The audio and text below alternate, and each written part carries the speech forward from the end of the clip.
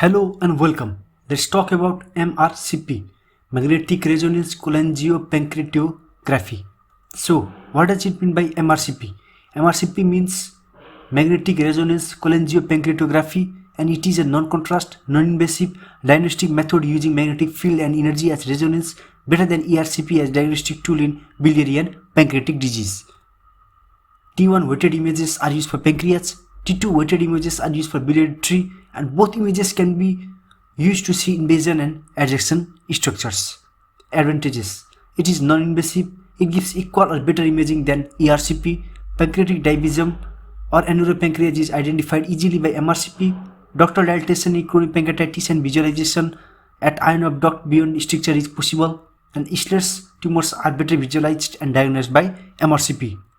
Disadvantages: availability, it is not therapeutic but only diagnostic, where ERCP is both diagnostic as well as therapeutic. MRCP is costly. End of the topic.